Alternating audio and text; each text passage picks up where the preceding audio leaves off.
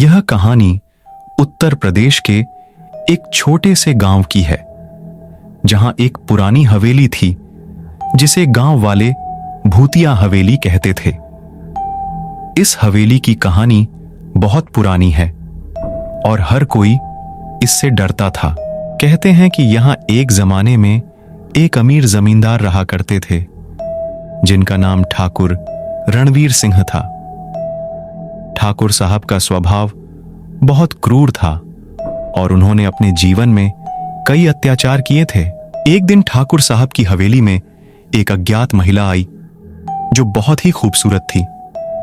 ठाकुर ने उसे देखते ही उसकी सुंदरता पर मोहित हो गए और उसे हवेली में रहने का आदेश दिया। लेकिन वह महिला एक साधारण इंसान नहीं, बल्कि एक डायन थी। उसने ठाकुर की क्रूरता से तंग आकर उनकी हवेली में ही आत्महत्या कर ली और उसकी आत्मा उसी हवेली में बस गई। गांव वालों का कहना है कि उस दिन के बाद से हवेली में अजीब अजीब घटनाएं घटने लगीं।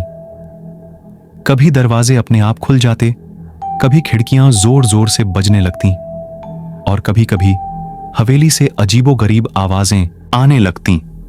कई लोगों ने दावा किया कि उन्होंने एक सफेद साड़ी में महिला को हवेली के गलियारों में घूमते देखा है।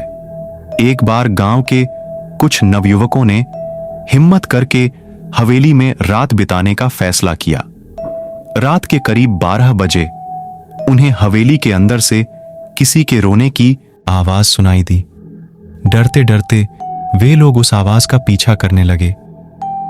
जैसे ही वे हवेली के मुख्य कक्ष में पहुंचे, उन्होंने देखा कि एक महिला सफेद साड़ी में उनके सामने खड़ी है। उसके लंबे बाल चेहरे पर फैले हुए थे और उसकी आंखें रक्त की तरह लाल थीं।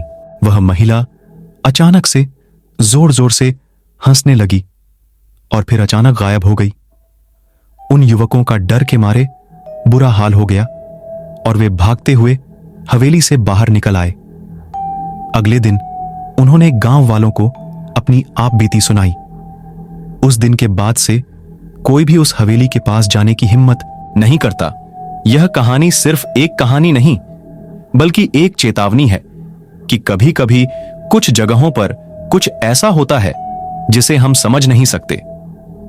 हवेली आज भी खड़ी है, लेकिन वहां जाने की हिम्मत कोई नहीं करता।